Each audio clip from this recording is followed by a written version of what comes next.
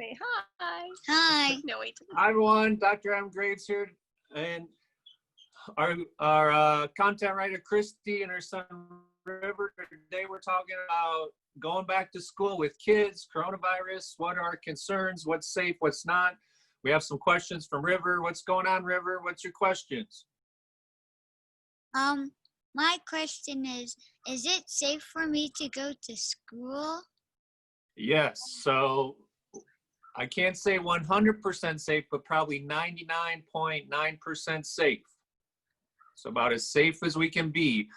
Right now, all the data we have, and the American Academy of Pediatrics, which is about 15,000 pediatricians across the U.S., recommend that kids go back to school this fall. They don't, if they do get coronavirus, they don't get very sick, and their chances of getting very ill are smaller than the flu or anything else. So yeah, you should feel pretty confident going back to school and seeing your friends and having fun, but you gotta make sure to wash your hands, not touch your face, do everything to stay healthy. Okay. So, what should I know how to do when I get back to school? That's a good question. Well, I think the most important thing, have you been doing a good job washing your hands this summer? Yeah. Well, that's number one. Number one's probably listen to your teacher. Number two is probably wash your hands. Number three, if you sneeze or cough, make sure you cover your mouth. I'm not sure if they're going to recommend mask or not, but if they're not recommending mask, make sure to cover your mouth and your elbow if you sneeze. And then just try not to touch your face a lot. And if you're feeling sick, just let someone know right away. Yeah, but it should be pretty much like last fall. Okay. Yeah. What should I pack for snacks or lunch to stay healthy? Oh, yeah, healthy snacks. What do you usually pack? Vegetables. Oh, you do? Nice.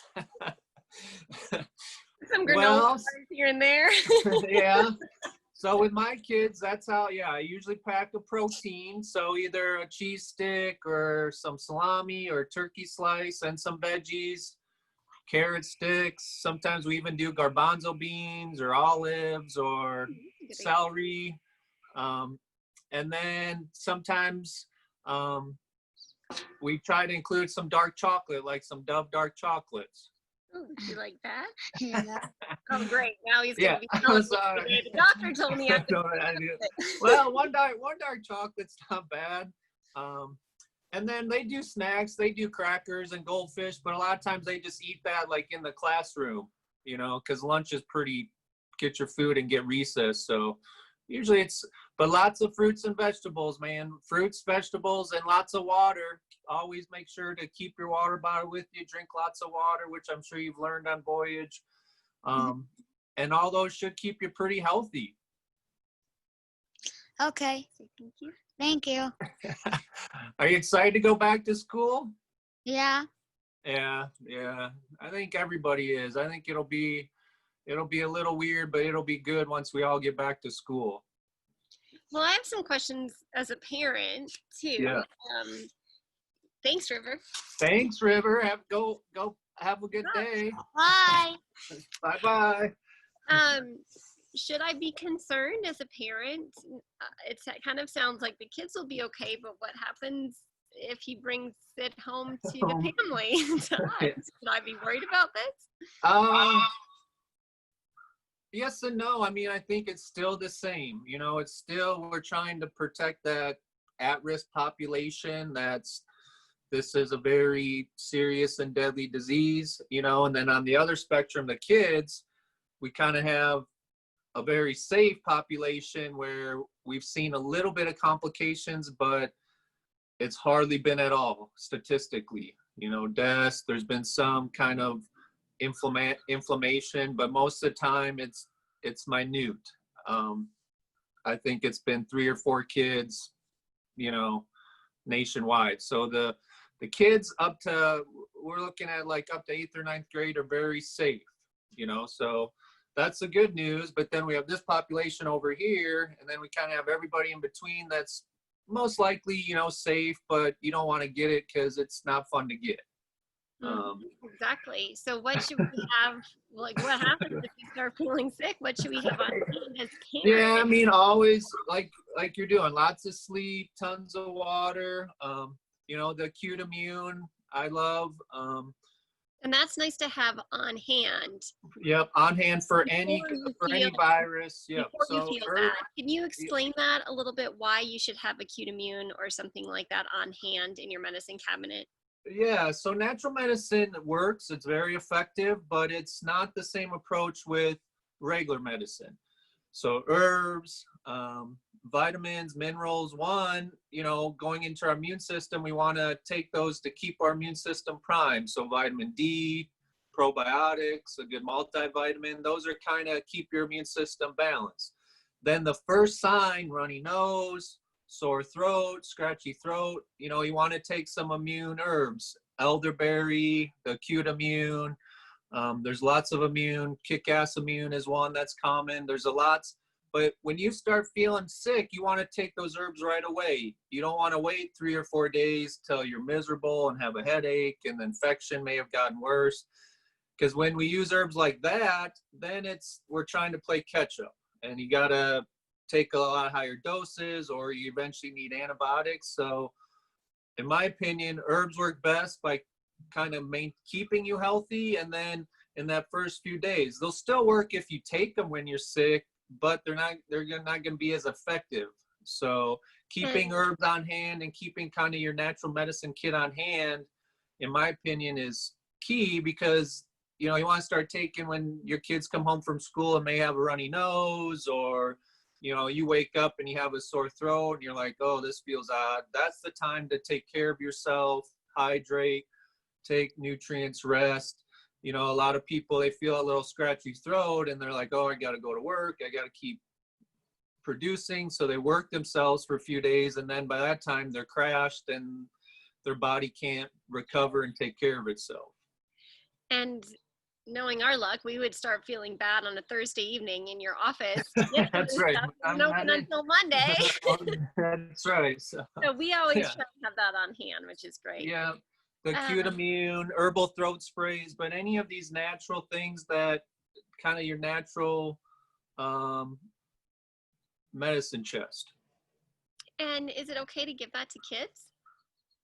Yeah, usually, yeah. We dose based on weight. So you look at an adult stoat, I definitely under the age of like 5 or 6, contact me on dosing. But, if they're, a healthy first grader and beyond, you just kind of change the dosing based on their weight. So if an average, I kind of go on the smaller side, but an average adult is 100 to 150, say their dose is 2 capsules 3 times a day. A 50-pound kid, I'd probably just do like 1 capsule twice a day. Good to know. That's great. Yeah. Cut the dose based on their weight. And then use your common sense. If you're giving them herbs or something and it's upsetting their stomach, you can always cut back. But generally, herbs, natural medicine, kids respond pretty well to and are safe and effective. Good to know. Yeah. Now, we're still a couple weeks out from school. We don't know any definite plans yet. But what you're seeing right now at this point, almost mid-July, kind of beginning of mid-July, what does it look like in Castle Rock and Douglas County? Should this be a concern for us? In my opinion, no, not right now. In Colorado, I haven't checked the data in a few days, but I think the last data I checked, there was about, 250 cases statewide. And the day I checked, there was only 8 deaths that day. So agree with the approach we took. It seems to have done pretty well that our numbers are really low. And so what I like to do, I like to look at the data. So the data is showing the numbers are real low. And then I like to kind of correlate that with my practice, my clinical experience. And I haven't really heard anything like I was when before this all happened, you know, February, March, before we shut down, there was people that were getting sick and weird symptoms. And then when I opened back up, I think in May, when people started coming back, they, you know, I'd ask them about, and they say friends or friends of friends or their family had it. But since then, kind of since June, July, the numbers in Colorado have stayed real low, and I haven't really heard of them coming up. So That's good to hear. yeah, Colorado, we're doing very good. Now that may change when kids go to school, but we don't want to be obsessed with case numbers. You know, we want to be really obsessed with hospitalizations and death rates. So if cases keep going up and death rates and hospitalizations stay low, that's great, because then we're showing that this is a disease that had the death rate and the hospitalization lowers. You know, and that's what we want. We want a low death rate, we want a low hospitalization, but a high infection rate.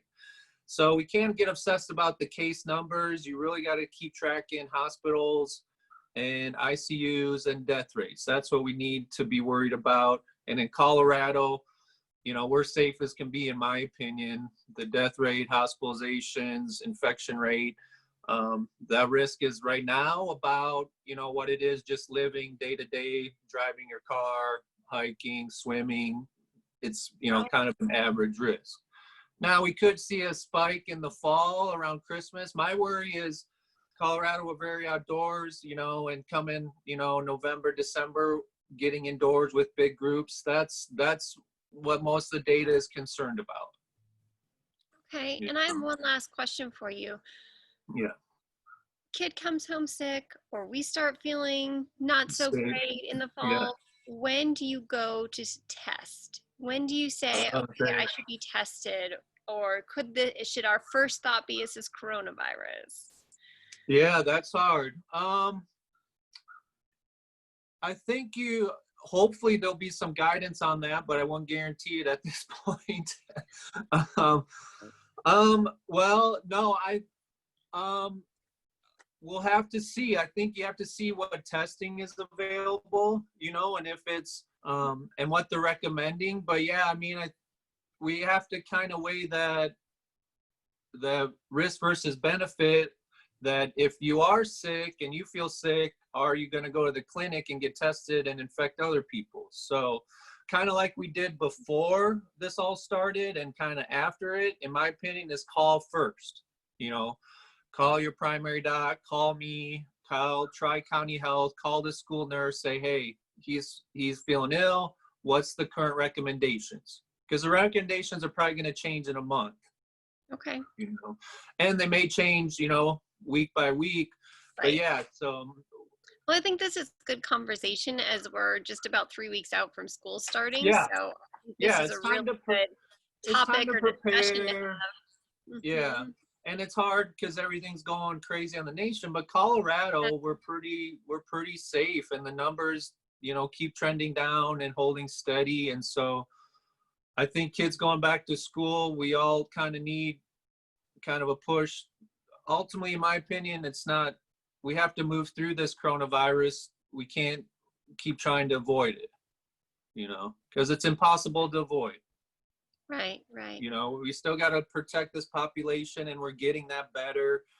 You know, ideally that'll get better. And then as the healthy population gets back to life, things will kind of start to, you know, move forward. Well, thanks so much. If it doesn't, we'll figure it out. Probably talk right? again in a month and Yeah, exactly, right. the update is This then. could all be, yeah, but no, I think everybody should be pretty secure. Kids are safe. You know, I think if you can start them in school, let them see their friends, let them get back to life for their physical health, their mental health, their immune health, that's always fine. If cases go up, if the numbers are increasing, you can always, you know, pull them back and do homeschooling. If you don't have an at-risk person living in your house, someone, you know, elderly, diabetes or obesity are the big things. So if you have an elderly living in your house, that's a different story. But if, you know, most of your household is kids and people under 65, then should be fine. Great. Well, thank you. All right. Have a good day, guys. Talk to you later. Bye-bye.